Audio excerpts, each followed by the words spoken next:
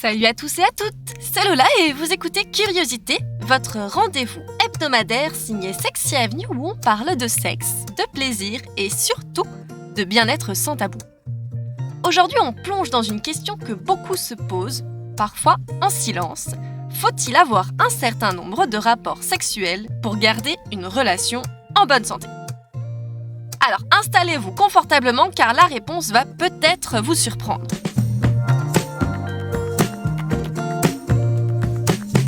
Curiosité par Sexy Avenue.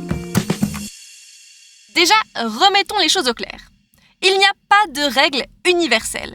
Je sais que certains magazines ou même des études adorent balancer des chiffres. Un couple heureux fait l'amour 2 fois par semaine. Ou alors les couples épanouis ont X rapports par mois. Mais soyons honnêtes, c'est du bullshit généralisé. La fréquence idéale, c'est celle qui vous convient, à vous et à votre partenaire, point barre. Mais alors pourquoi est-ce qu'il y a autant d'obsessions autour de la fréquence ? Eh bien parce que dans notre société, on adore mettre tout dans des cases. Entre la pression sociale, les normes véhiculées par la pornographie ou même les comédies romantiques où tout est toujours extrêmement torride, on a vite l'impression qu'en fait on n'en fait pas assez. Et cette pression peut créer de l'anxiété, du stress, voire même des conflits inutiles dans le couple. Mais alors on peut se poser la question, qu'est-ce qui compte vraiment si ce n'est pas la fréquence ? Eh bien, sans surprise, c'est la connexion, le plaisir, le consentement. En gros, la qualité avant la quantité. Ça fait très bizarre de dire ça pour du sexe, mais c'est réel. Vous pouvez faire l'amour tous les jours. Mais si ça devient mécanique ou sans réel désir, est-ce que c'est vraiment satisfaisant ? À l'inverse, un couple qui a des rapports plus rares mais intenses, plein de complicité et de créativité, peut très bien être au top de son bonheur.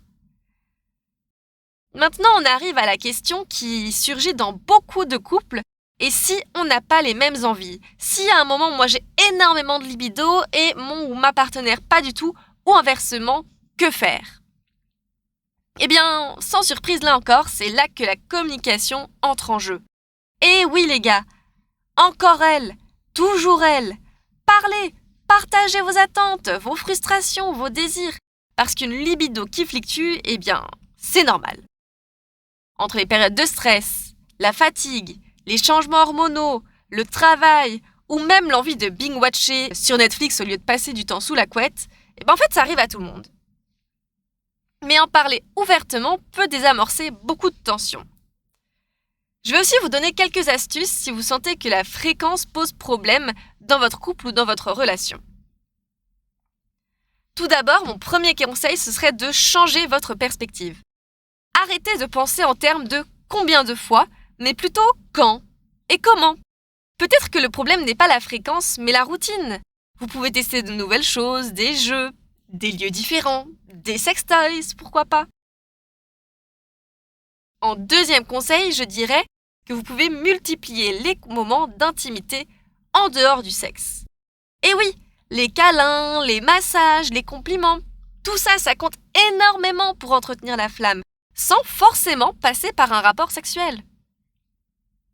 Et enfin, si besoin, vous pouvez consulter un ou une sexologue, parce qu'il n'y a aucune honte à demander de l'aide pour mieux comprendre vos désirs respectifs et rétablir un équilibre qui vous convient à tous les deux, ou tous les trois. Alors, en résumé, non, il n'y a pas de quota magique à respecter pour qu'une relation fonctionne. Ce qui compte, c'est ce que vous ressentez et ce que vous voulez. Et comment vous construisez ensemble une intimité qui vous rend heureux et heureuse. Alors, si cet épisode vous a plu, eh bien, n'oubliez pas de laisser 5 étoiles au podcast et de suivre Sexy Avenue sur Insta, TikTok, Facebook, YouTube, BeReal, X et tout le reste pour encore plus de conseils et de contenu hyper fun. Et en attendant, souvenez-vous, il n'y a pas de bonne ou de mauvaise fréquence, seulement celle qui vous convient. Alors, à la semaine prochaine et comme toujours, amusez-vous et prenez soin de vous.